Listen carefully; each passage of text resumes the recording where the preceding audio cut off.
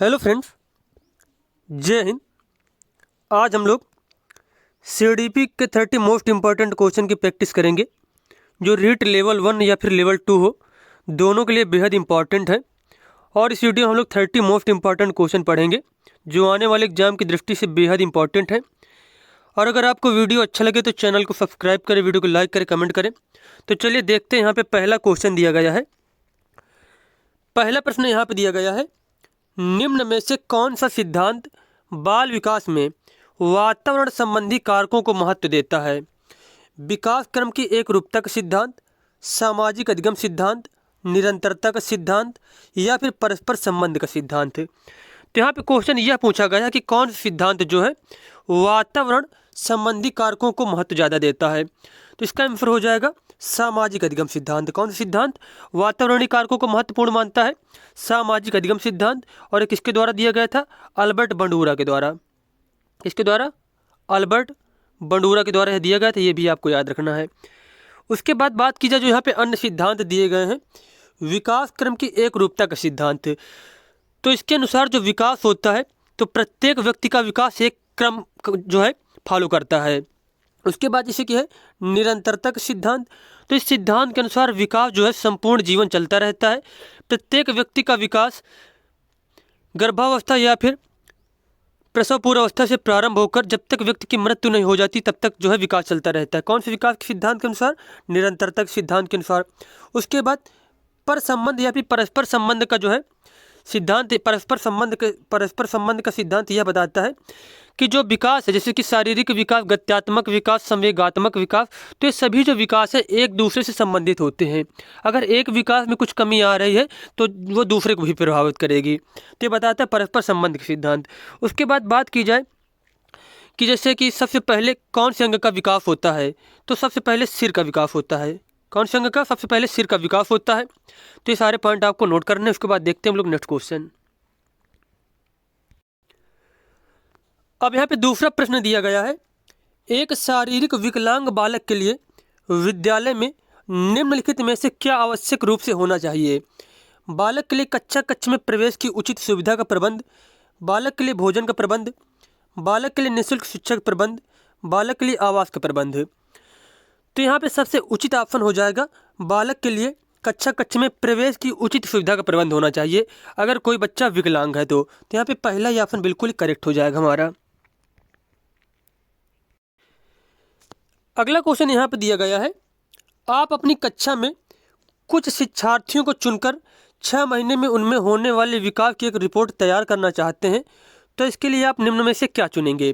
प्रत्येक माह उनकी लंबाई मापेंगे, प्रत्येक माह उनका वजन तौलेंगे, प्रत्येक माह उनके आकार में होने वाले परिवर्तन की जांच करेंगे, प्रत्येक माह उनकी रुचियों, आदतों, दृष्टिकोण, स्वभाव, व्यक्तित्व, व्यवहार आदि में होने वाले परिवर्तनों की जांच करेंगे। तो यहाँ पे क्वेश्चन यह पूछा गया है कि कुछ शिक्षार्थियों को चुनकर 6 महीने में होने वाले उनमें विकास की एक रिपोर्ट तैयार करना है। तो एक शिक्षक को क्या करना चाहिए?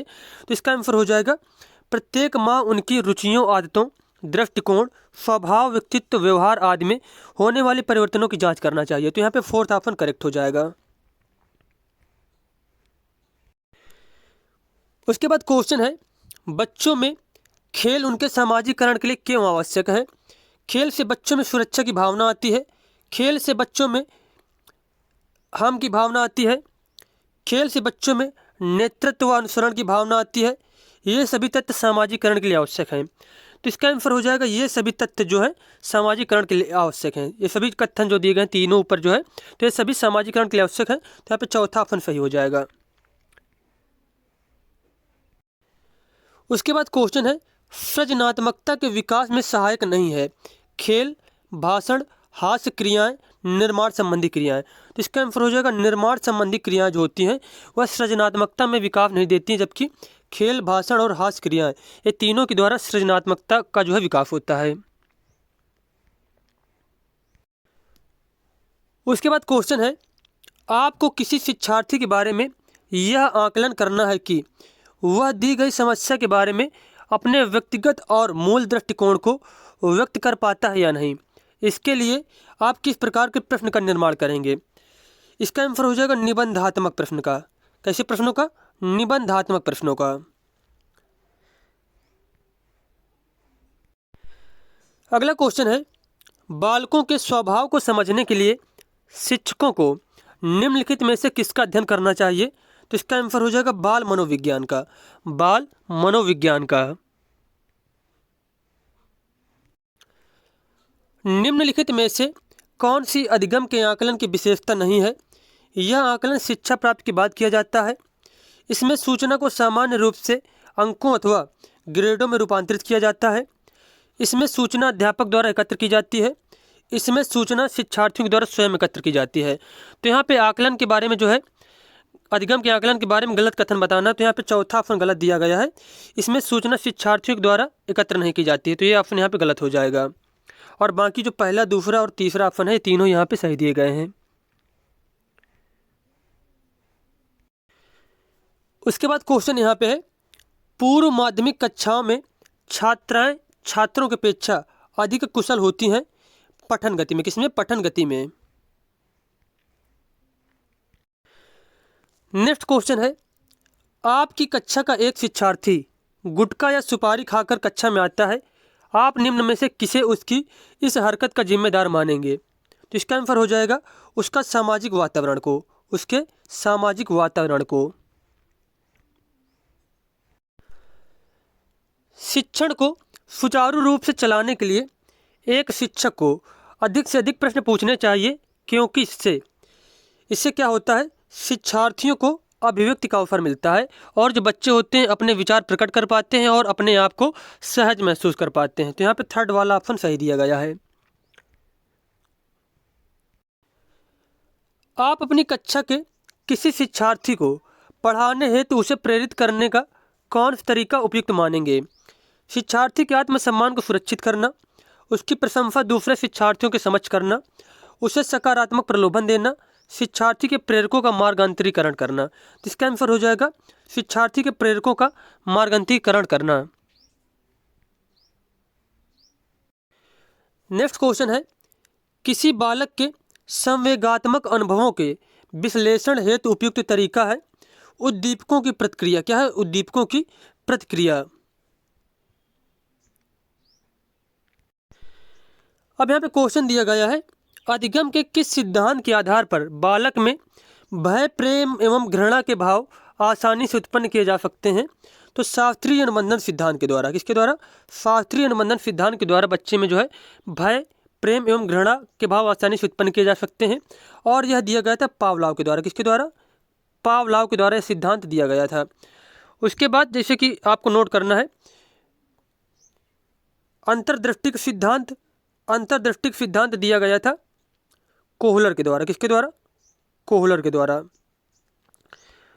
उसके बाद आपको नोट करना प्रयास एवं त्रुटि का सिद्धांत। प्रयास एवं त्रुटि का सिद्धांत दिया गया था थॉर्नडाइक के द्वारा। किसके द्वारा? थॉर्नडाइक के द्वारा दिया गया था।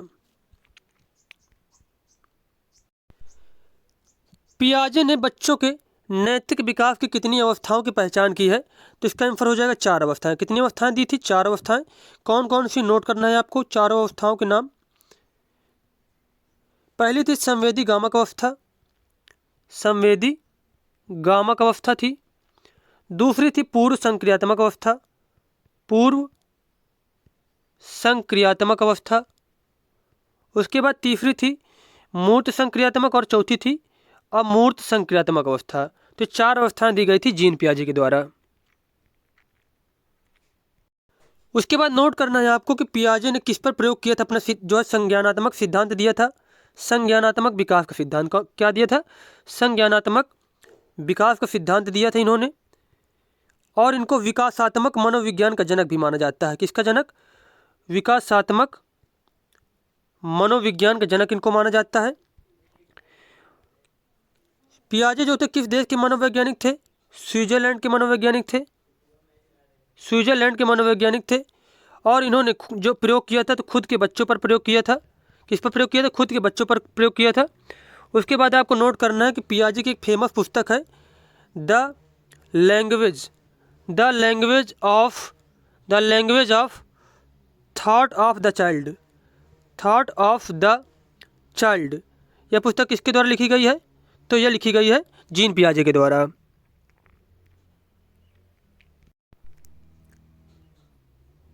अगला क्वेश्चन यहाँ पे दिया गया है, यदि व्यक्ति ने अपने वातावरण से सामंजस्य करना सीख लिया है या सीख सकता है तो उसमें बुद्धि है।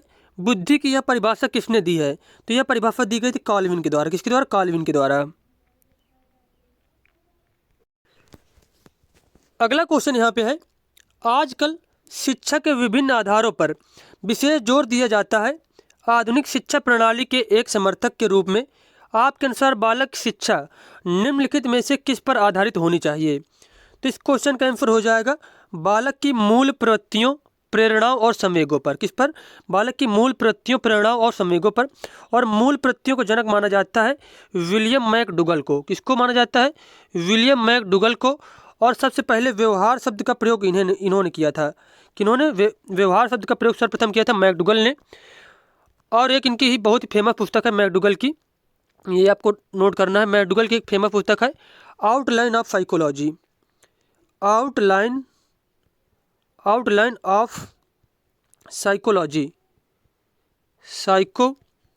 आउटलाइन ऑफ साइकोलॉजी पुस्तक है इनकी बहुत फेमस। इसी पुस्तक में इन्होंने व्यवहार शब्द का यूज किया था और चेतना शब्द को बुरा बताया था। तो ये सारे क्वेश्चन पेपर में पूछे जाते हैं। अगला प्रश्न यहाँ पर दिया गया है, तार्किक चिंतन निम्न में से किसका एक आवश्यक अंग है? समस्या समाधान का। समस्या समाधान का। उसके बाद क्वेश्चन है, भूल और प्रयास द्वारा अधिगम के सिद्धांत का प्रतिपादन किसके द्वारा किया गया था? थॉर्नडाइक के द्वारा। किसके द्वारा? थॉर्नडाइक के द्वारा। और इसके अन्य नाम लिख लीजिए, जैसे कि प्रयास या प्रयत्न एवं त्रुटि का सिद्धांत। इसके आपको अन्य नाम लिखने हैं। थॉर्नडाइक का जो सिद्धांत दिया गया है, भूल और प्रयास या फिर प्रयास एवं त्रुटि के सिद्धांत से कहते हैं। इसके अन्य नाम जैसे कि संयोजनवाद के सिद्धांत, संबंधवाद के सिद्धांत, प्रयास एवं त्रुटि के सिद्धांत, उसके बाद इसी सिद्धांत को उद्दीपन अनुक्रिया के सिद्धांत, उद्दीपन अनुक्रिया के सिद्धांत, एसआर थ्योरी, इन सभी के नाम से जाना जाता है थॉर्नडाइक के सिद्धांत को। उसके बाद बात किया जाए थॉर्नडाइक की, तो सबसे जो है इनको शिक्षा मनोविज्ञान के जनक माना जाता है। थॉर्नडाइक को शिक्षा मनोविज्ञान का जनक किसको मानते हैं? शिक्षा मनोविज्ञान के जनक थॉर्नडाइक को मानते हैं। और थॉर्नडाइक कैसे मनोवैज्ञानिक थे? तो पशु मनोवैज्ञानिक थे। कैसे थे? पशु मनोवैज्ञानिक थे।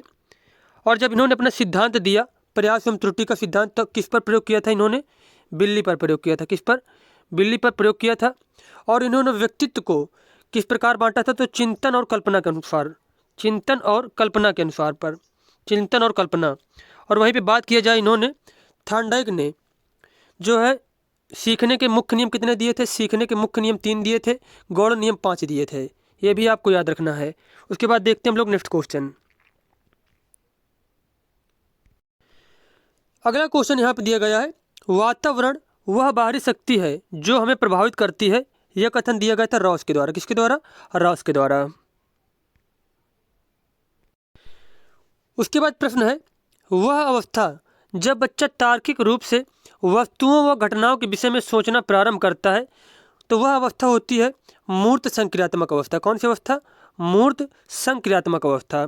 और जो चारों अवस्थाएं हैं, तो इन सभी की आपको एज याद रखना है। जैसे पहली अवस्था होती है संवेदी गामक, इसकी जो एज होती है जन्म से 2 वर्ष होती है। उसके बाद दूसरी अवस्था होती है पूर्व संक्रियात्मक अवस्था, इसकी एज होती है 2 से 7 वर्ष। उसके बाद तीसरी होती है मूर्त संक्रियात्मक अवस्था, इसकी एज होती है 7 से 11 वर्ष। और चौथी अवस्था होती है औपचारिक संक्रियात्मक अवस्था, इसकी एज होती है 11 वर्ष प्लस। 11 से 15 वर्ष या फिर 11 वर्ष से जो अधिक के बच्चे होंगे वह इस अवस्था में आते हैं, औपचारिक संक्रियात्मक अवस्था में। तो ये सभी पॉइंट आपको नोट करना है। अगला क्वेश्चन यहाँ पे दिया गया है, समावेशी शिक्षा के अंतर्गत आते हैं अधिगम अक्षमता वाले बालक, श्रवण दोष युक्त वाले बालक, दृष्टि दोष युक्त वाले बालक, या फिर ये सभी। तो इसका आंसर हो जाएगा ये सभी। अगला प्रश्न यहाँ पे दिया गया है, गणित संबंधी समस्या को कहते हैं, गणित संबंधी समस्या को कहा जाता है डिस्कैलकुलिया।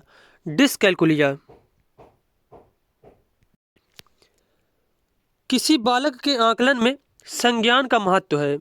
संज्ञान का क्या महत्व होता है? बच्चे के पूर्व ज्ञान की जांच करने में। बच्चे के पूर्व ज्ञान की जांच करने में।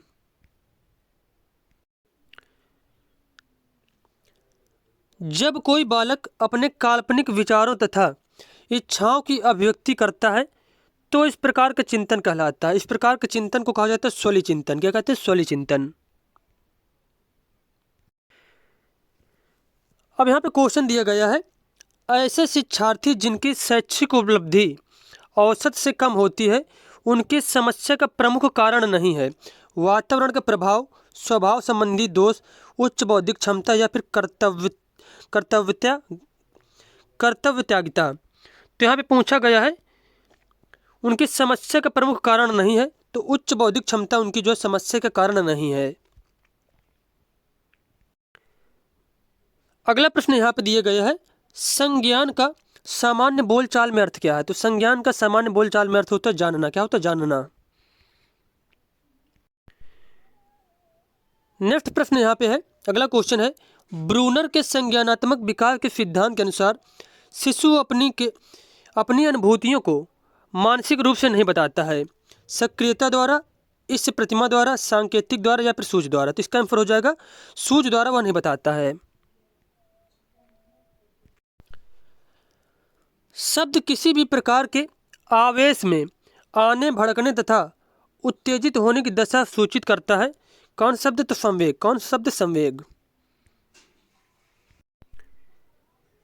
अब यहाँ पे क्वेश्चन दिया गया है, प्रतिभाशाली शिक्षार्थियों में शिक्षा का सफल कार्यक्रम करने के लिए किस योग्यता का विकास आवश्यक नहीं है? समान रूप से कक्षोन्नति, पाठ्यक्रम सहगामी क्रियाओं का आयोजन, सामाजिक अनुभवों से दूरस्थता, शिक्षक का व्यक्तिगत ध्यान। तो इसका आंसर हो जाएगा आवश्यक नहीं है। सामाजिक अनुभवों से दूरस्थता जो है इसके लिए आवश्यक नहीं है।